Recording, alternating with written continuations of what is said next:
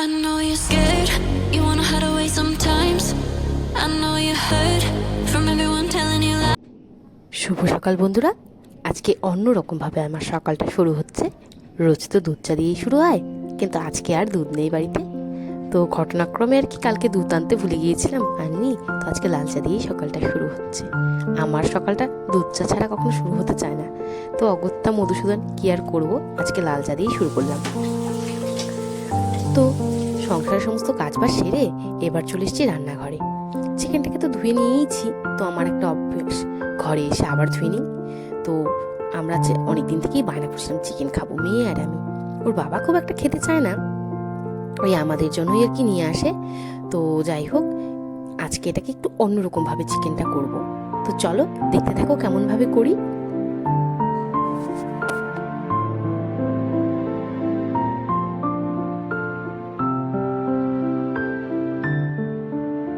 তো সবচেয়ে বড় কাজটা আর কি হয়েছে, মাংসটা ধোয়া হয়ে গেছে, এবার একটু সবজি কেটে নিই। তো আজকে এই যে ক্যাপসিকামটা দেখতে পাচ্ছ না, এটা দিয়েই চিকেন করব। আর কয়েকটা দিচ্ছি আলু। আর মেয়ে এটা দেখে আমি কাটবো মা করে বায়না শুরু করেছে।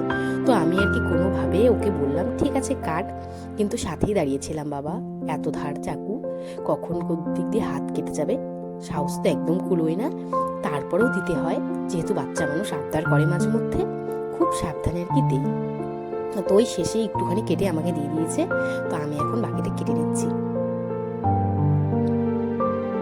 তো আসল কথা কি হয়েছে বলতো, এই চাকুটা না মানে একদম ভালো হয়নি, ওই মানে ঠেকা কাজও চলে না। তো একটা ভালো চাকু আনবো করছি, কিন্তু আর না হয়ে উঠছে না। মানে যখন বাজার যাচ্ছে তখন মনে থাকছে না, আর যখন ওই বাড়িতে কাজের সময় দরকার যখন, তখন মনে পড়ছে সে একটা চাকু আনতে হবে। এই করেই হচ্ছে জানো, দিনগুলো অনেক দিন হয়ে গেছে, একটা আনাই খুব জরুরি আনা, কিন্তু কিছুতেই আর আনা হচ্ছে না। তো ওই যে দেখো সুন্দর করে ক্যাপসিকামগুলো একদম সমান সমান করে কেটে নিচ্ছি, আর একটু বড় বড়ই রাখছি, কারণ বেশি গলে গেলে আবার ভালো লাগবে না। মানে গলে তো যাবেই, তাও যদি একদম খুঁজে না পাওয়া যায় সেই ভয়ে একটু বড় বড়ই রাখছি। তো করেছিলাম অনেকদিন আগে করেছিলাম, কিন্তু এই রেসিপিটা আর কি নতুন। আর তোমরা তো জানোই আমার নতুনভাবে রেসিপি তৈরি করতে বা বলো বা ট্রাই করতে হেব্বি লাগে। তো সকালবেলা কড়াইতে কি যেন একটা ভাজা টাজা করেছিলাম, তো আর ধোয়াধুয়ি করিনি, ঢাকাই ছিল। তো বসিয়ে দিচ্ছি আবার। তো বেশ খানিকটা তেল দিয়ে নিচ্ছি, যাতে একবারেই হয় আর দিতে না হয়। তো সেজন্যই বেশ খানিকটা তেল দিয়ে নিচ্ছি।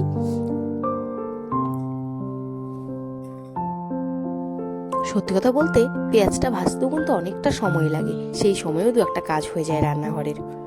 তো এই যে আমি তো একবারই সমস্ত পেঁয়াজগুলো দিয়ে নিই, তারপরে সেটাকে খুব ভালো করে ভেজে তার মধ্যে মশলা বলছি সরি মাংসগুলোকে একটু ভেজে নিই, তারপরেই রান্নাটা করি।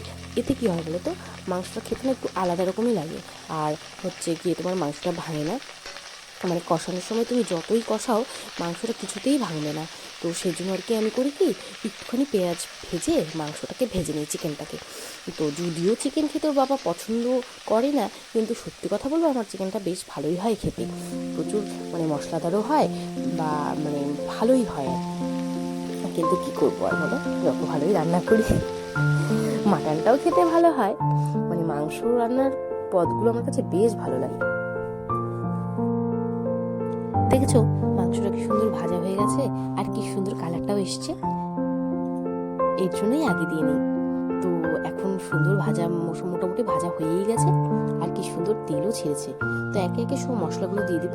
এটাতে আছে কাঁচা লঙ্কা বাটা আর জিরে বাটা, আর আমার বাটা মশলা দিয়ে রান্না করতে বেশি ভালো লাগে। আর দিয়ে নিলাম একটু মিট মশলা, বেশ খানিকটা দিয়েছি মিট মশলা।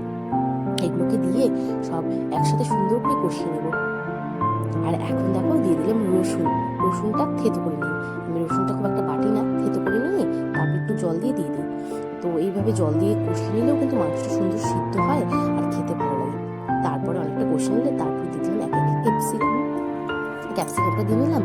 আর এখন এটাকে আর একটু কষাবো, এই আলুগুলো দিয়ে নিচ্ছি, তারপর সবগুলো দিয়ে একটু কষিয়ে নেব।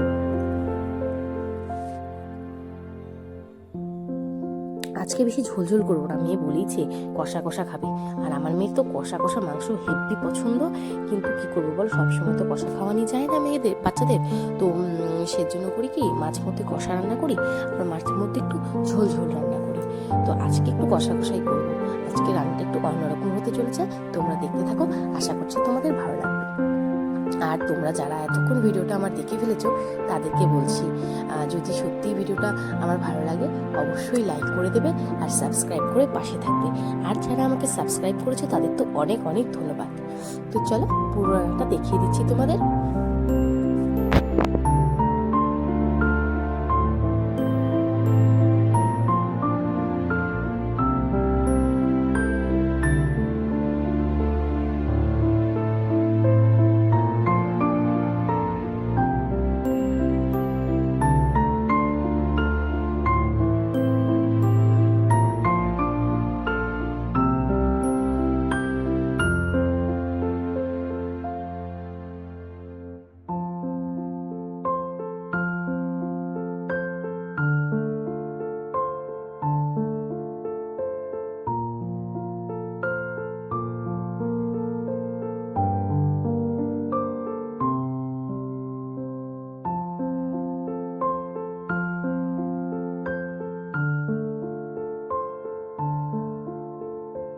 তো কথায় আছে মাংস যত ধিমি জালে কষাতে থাকবে তত মাংসের টেস্ট বাড়বে। তো আমি ওই রান্নাটা কোথাও কারো একজনের কাছ থেকে শিখেছিলাম। তো জীবনে চলার পথে অনেক মানুষের কাছ থেকে অনেক কিছু শেখা, প্রতিটা মানে হয় এরকম, চলার পথে অনেকের কাছ থেকে অনেক কিছু শিখতে হয় বা শেখা যায়। তো আমার ক্ষেত্রেও তাই, এই রান্নাটা আমি কারো কাছ থেকে না কারো কাছ থেকে শিখেছিলাম, সে এক অন্যদিন বলবো। তো চলো, আর বিয়ের পরে তো রান্না বান্না বলতে কিছুই পারতাম না, দুধ গরমটাও ঠিকঠাক করতাম না বাপের বাড়িতে, যাই হোক। আর এখন মোটামুটি রান্নাবান্নাগুলো শিখেছি, এটাই অনেক। তো রান্নাটা কেমন হয় অবশ্যই কমেন্ট করে বলবে।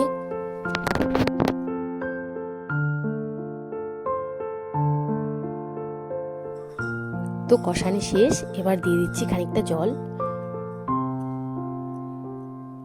যাতে সব কিছু সুন্দরভাবে সেদ্ধ হয়ে যায়। তো তার জন্য খানিকটা জল দিয়ে নিচ্ছি, আর জলের পরিমাণটা অল্পই রাখছি। তো কালারটা কিন্তু হেভি এসছে। তো হ্যাঁ, শুকনো লঙ্কা বেটে দিলে আরও কালারটা সুন্দর আসতো, কিন্তু আমি গুঁড়ো লঙ্কা বলো, শুকনো গুঁড়োই বলো, আর হচ্ছে তোমার এমনি শুকনো লঙ্কাই বলো, কোনোটাই দিইনি, তাও দারুণ সুন্দর কালারটা এসছে। দেখা যাক ফাইনাল লুকটা কেমন হয়। সত্যি কথা বলতে অন্য সবজি দিয়ে যতটুকু না ভাত খাই, মাংস দিয়ে দুগড়াস হলেও বেশি খাই। সেটা আমার একটা হ্যাবিট বলতে পারো। তো এটা একটা বাজে হ্যাবিট, ভাতটা বেশি খাওয়া একদমই ভালো না। চেষ্টা করি সবসময় একটু কম খাওয়ার বা একটু খিদে রেখে খাওয়ার। সবসময় ডাক্তাররা তাই বলে একটু খিদে রেখে খেতে, কিন্তু ভাই মাংস হলে আমি নিজেকে কিছুতেই আটকাতে পারি না, তখন যেন মনে হয় দুটো ভাত বেশিই খেয়ে নিই। তো আমার বর তো আবার ঠিক উল্টে, একদম উল্টো ধাপে, একটুকু বেশি খাবে না, যতটুকু মাপের ততটুকুই খাবে। আর এই দেখো মাংস বলতে বলতে একদম রান্না কমপ্লিট, আর একদম কষা কষা টাইপের হয়েছে। কেমন হয়েছে তোমরাই বলো, কমেন্ট করে অবশ্যই জানাবে কেমন হয়েছে। আমার তো দেখতে ভীষণ ভালো লাগছে। এবার মেয়েকে খেতে দিই, তারপরে দেখা যাচ্ছে লাস্টে দিচ্ছি একটু গরম মশলা। তো গরম গরমই মেয়েকে দিয়ে দেবো খেতে।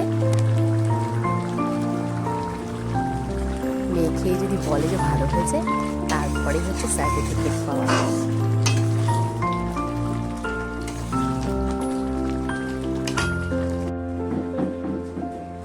তাকায় দিকে, তাকায় দিকে।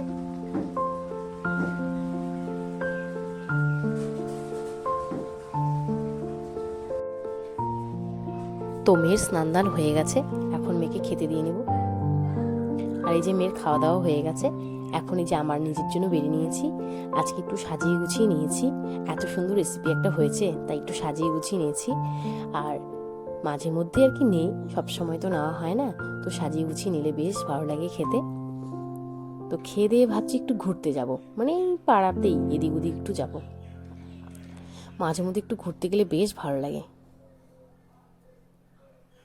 আর এদিকে দেখো কি সুন্দর সবজি বাগান, কলা গাছ, তার মধ্যে সুপারি গাছের সবজি, মানে সুপারি গাছের বাগান, তার মধ্যে আবার সবজি চাষ করেছে, দেখেছো। গুড ইভিনিং বন্ধুরা, এখন গুড ইভিনিং বলবো, যাই হোক এখন বাজে রাত 10টা, আর আমরা এখন খাওয়া দাওয়া করবো, আর গ্যালাক্সিকে এখনই খেতে দেবো, তারপরে হচ্ছে আমি খেয়ে নেবো।